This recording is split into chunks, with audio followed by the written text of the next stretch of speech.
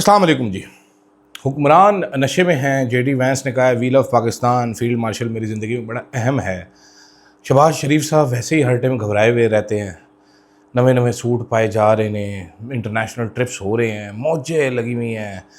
जो वज़ीर ख़ारजा हैं वो मुल्क में वापस आ चुके हैं, वज़ीर दाखिला जो हैं वो बाहर बैठे हुए हैं, दूसरे तीसरे राउंड हो रहे हैं। तो ऐसे में मुझे समझ नहीं आती कि क्या जेडी वैंस के वी लव पाकिस्तान कहने से मेरा पेट भर जाएगा, मेरे मुल्क के लोगों को, मेरे शहरियों को रोटी सस्ती मिल जाएगी। क्योंकि हुकूमत जो काम करने लगी हुई है उस काम से तो रोटी मज़ीद महंगी होगी, सस्ती तो नहीं मिलेगी। और अपोजिशन जो है वो तो आज गंडापुर साहब मेरे फेवरेट ने भी इकरार कर लिया कि प्रेशर नहीं बन पा रहा, मुज़ाकरात अभी दूर हैं। तो ऐसे में क्या इमरान ख़ान साहब को जो असली मुज़ाकरात शुरू होने हैं वो कर देने चाहिए? क्या इमरान ख़ान साहब को शराइत मान लेनी चाहिए? इन सारी चीज़ों पर मैं बात करूँगा, रैंडम चीज़ों पर। और ज़रा ये बाजू ऊपर कर लूँ क्योंकि ऐसे काले काले जब वो लंबे बाजू हैं तो हाथ नीचे करता हूँ तो लगता है ऐसे लाश बैठी हुई थी। तो अब ज़रा थोड़ा थोड़ा इंसान लग रहा हूँ। वीडियो को एंड तक पूरा मुकम्मल ज़रूर देखिएगा और फीडबैक आपने ज़रूर देना है। सवाल आपसे फीडबैक के लिए शुरू में ही पूछ लेता हूँ, क्या इमरान खान साहब को अपने स्टांस पर कॉम्प्रोमाइज़ करते हुए मुज़ाकरात का रास्ता खोल लेना चाहिए और 2029 तक खामोशी की गारंटी दे देनी चाहिए? अदील राजा, सच की आवाज़ हर। मैं हूँ अदील राजा, आप देख रहे हैं मेरा यूट्यूब चैनल। सब्सक्राइब ज़रूर कीजिएगा, फीडबैक आपने देना ही देना है। साथ साथ मेंबरशिप या सुपर थैंक्स के ज़रिए आप मुझे सपोर्ट कर सकते हैं, मेरे इंडिपेंडेंट जर्नलिज्म को सपोर्ट कर सकते हैं। जनाबे वाला ज़ोरे वाला ख्वाजा आसिफ साहब फरमाते हैं कि हालात कुछ भी हो इलेक्शन ज़रूर करवाना चाहिए। ये नारा मेरे प्यारे ख्वाजा आसिफ साहब उस वक्त भूल गए थे जब वो बाजवे के साथ मिल के हुकूमत पर कब्ज़ा करने के बाद घबरा गए थे कि इलेक्शन कराए तो हम हार जाएंगे, और फिर 4 महीने आइन तोड़ा गया, इलेक्शन डिले किए गए। लेकिन अब जो है अनवारुल्लाह काकड़ साहब भी बता रहे हैं कि जनाब आइनी था क्योंकि सुप्रीम कोर्ट ने कहा था। इस तरह तो फिर अयूब खान भी आइनी हो गया, याया खान भी आइनी हो गया, मुशर्रफ भी सारे के सारे आइनी हो गए। एक दफ़ा अदालतों को बैठकर ये भी तय करना पड़ेगा, और ख़ास तौर पे जो गैर आइनी फ़ैसले देने वाले जजेज़ हैं उनके साथ क्या सलूक करना है। क्योंकि एक आधा डिक्टेटर को भी आपने फ़ैसला सुना दिया, सियासतदानों को तो आप सुनाते हैं, गैर आइनी फ़ैसले देने वाले जजेज़ के साथ क्या करना है एक दफ़ा ये भी तय हो ही जाए तो बेहतर है जनाब। वरना क्लोज एंड पास ट्रांजेक्शन समझ कर कब तक आप इसको चलाते रहेंगे, और इस तरह के जजेज़ आते रहेंगे, कोई BMW के लालच में तो कोई रेंज रोवर के लालच में, कोई घर के लालच में, कोई प्लॉट के लालच में इस तरह के फैसले देता रहेगा। अब गंडापुर साहब ने आज फरमाया है, प्यारे गंडापुर साहब कह रहे हैं कि जो प्रेशर बनाना है मुज़ाकरात के लिए या फेवरेबल मुज़ाकरात के लिए, वो प्रेशर हम बना नहीं पा रहे। अच्छा, मैं गंडापुर साहब से बिल्कुल 230% इस चीज़ पे अग्री करता हूँ कि ये प्रेशर नहीं बना पा रही तहरीक इंसाफ। और गंडापुर साहब ने स्पेशली जिक्र किया स्ट्रीट मूवमेंट का। स्ट्रीट मूवमेंट जो है वो ज़िम्मेदारी थी जनाब मेरे प्यारे दोस्त सुहेल अफरीदी साहब की, जो कि वो 2 उन्होंने स्ट्रीट मूवमेंट के स्टंट किए जो कि बेहतर, या चले स्टिंट बोल लेते हैं उसको, जो बेहतरीन चले। लेकिन उसके बाद माजरत के साथ वो स्ट्रीटें भी गायब हो गई, वो मूवमेंटें भी किधर न किधर गायब होती चली गई बतदरीज, और अब तो बिल्कुल ही ठुस हो चुकी हैं। तो ऐसे में क्या होना चाहिए, ऐसे में क्या करना चाहिए?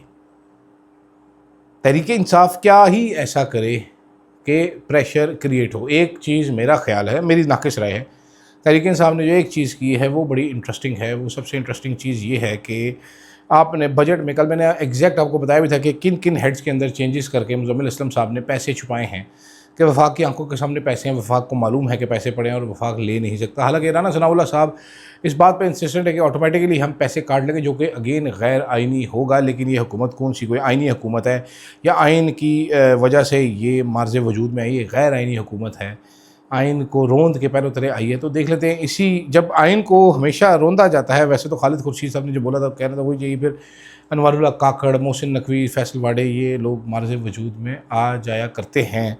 पहले शेख रशीद साहब भी हुआ करते थे, किसी ज़माने में डार्लिंग थे, अब वाडा साहब हैं।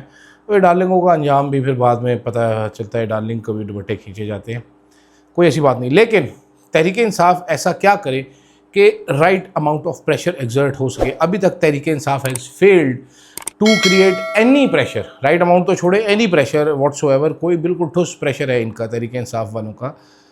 तो ऐसे में क्या फिर ये कहना ठीक होगा कि इमरान खान साहब को जो ऑफ़र पहले की गई थी और दोबारा अब, या इमरान खान साहब ख़ुद बुला लें ऑफ़र देने वालों को, वो खुशी खुशी पहुंच जाएंगे, या वो दोबारा इमरान खान के इर्द गिर्द मंडला रहे हैं, तो इमरान खान साहब अपनी अहलिया के ज़रिए, अपनी बहनों के ज़रिए, अपने वकील के ज़रिए, किसी भी ज़रिए से, या अपने मुशक्कती के ज़रिए पैगाम पहुंचा दे कि यार मैं 2029 तक बिल्कुल चुप करके बैठने के लिए तैयार हूँ, मुझे ज़मानत दो, मैं बाहर निकलूँ, हल्की फुल्की मौसीकी मैं करूँगा, कोई बड़ा काम नहीं करूँगा, कोई लॉन्ग मार्च, कोई कुछ नहीं होगा, सेंसिबल टॉक शॉक की सियासत करेंगे, इस हुकूमत की लेजिटिमेसी दूँगा और बाहर आ जाएँ।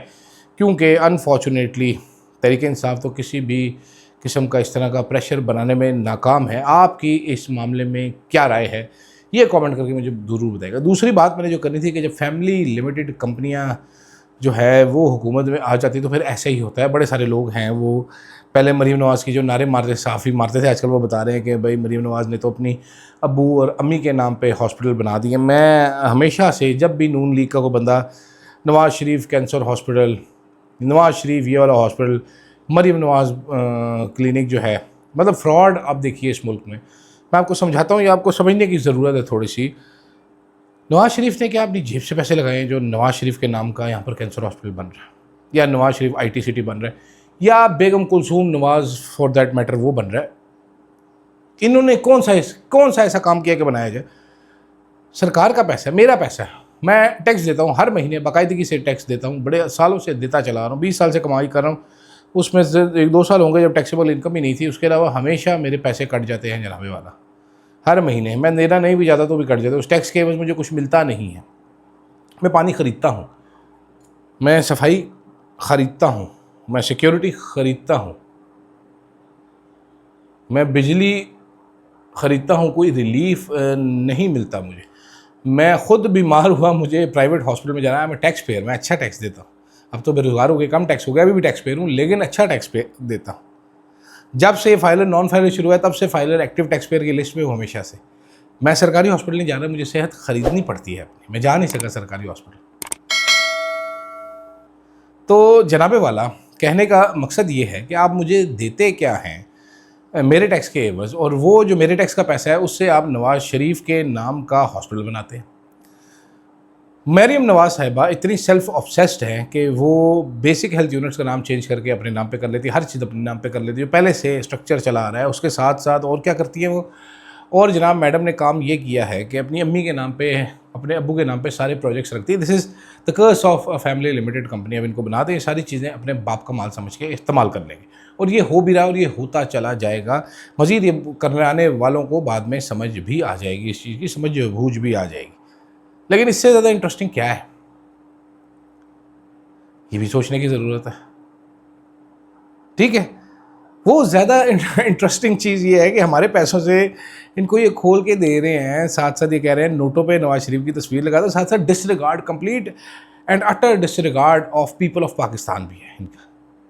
इनको 8 आने की कोई कदर नहीं है आवाम की, इनको 4 पैसे की कदर नहीं है आवाम की। ये for the family by the family है,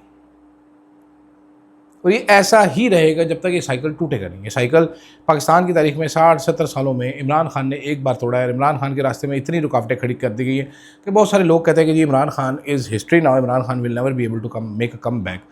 लेकिन बात वही है कि कम बैक तो करना पड़ेगा कभी ना कभी, वरना इस मुल्क को डबोने में चाचू और भतीजी ने कोई कसर नहीं छोड़नी। I'm सॉरी, मैं बहुत ज़्यादा ऑफ टॉपिक जाके बात कर रहा हूँ, लेकिन बात सच्ची है, कसर छोड़नी नहीं है जी।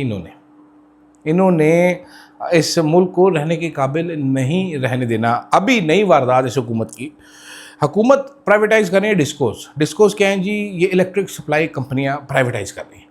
उससे क्या होगा जी, कि उससे ये होगा कि जी पहले आप कहते थे वापडा नहीं, अब आइस्को है, इस्लामाबाद इलेक्ट्रिक सप्लाई कंपनी है, रावलपिंडी और इस्लामाबाद में बिजली सप्लाई करती है, ऑलरेडी इंफ्रास्ट्रक्चर, खंबे, मीटर सब कुछ लगा हुआ है। ये कंपनी हो जाएगी प्राइवेटाइज, जैसे कि इलेक्ट्रिक है। ये कंपनी फिर लोगों को बिजली बेचा करेगी, बिलिंग इनके पास आ जाएगी, डिस्ट्रीब्यूशन इनके पास आ जाएगी, ये फिर रेट अपने भी बीच में चार्ज किया करेगी। होना ये चाहिए कि ऐसी चीज़ों में आवाम के लिए कोई बेहतरी हो, लेकिन के इलेक्ट्रिक का तजर्बा देख के हम ये जान चुके हैं कि आवाम के लिए इसमें कोई बेहतरी नहीं। लेकिन इंटरेस्टिंग चीज़ ये है, सबसे ज़्यादा गवर्नमेंट इनको गारंटी कर रही है 15% या 20% रिटर्न्स। कि अगर आप आगे ख़रीदेंगे तो हम आपको ये गारंटी देते हैं कि इतने अरसे तक आपको इतना मुनाफा होता रहेगा। अब ये कौन से कारोबार में होता है? ये पाकिस्तान में पहले हो चुका है फ्रॉड, और वो IPPs में हुआ था जब इनको कहा गया था कि आप लगाएं, आपको गारंटेड हम इतना देंगे पैसे।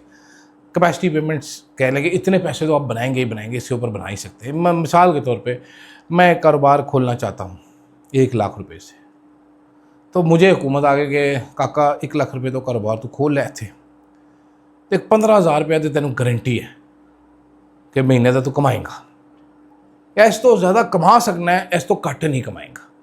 तो ये एक और बड़ा फ्रॉड इस कौम के साथ होने जा रहा है, एक और कैपेसिटी पेमेंट का फ्रॉड होने जा रहा है, और एक बार फिर नून लीग ये करने जा रही है और ये वैस लगारी करने वाले हैं। तो इंतज़ार कीजिए क्या होता है आपके साथ, और मज़ा लीजिए, मैं भी मज़ा लेता हूँ। फिलहाल के लिए इजाज़त दीजिएगा, अल्लाह हाफ़िज़। Yeah, truth on the mic. शहर शहर में नाम गूंजे, फ्लो है आग, हर खबर पहले, दुश्मन भागे आगे भाग, आवाज उठाए ना डरे ना झुके, अदील राजा, अदील राजा, देखे सारी दुनिया, power of the press, Adeel Raja, Adeel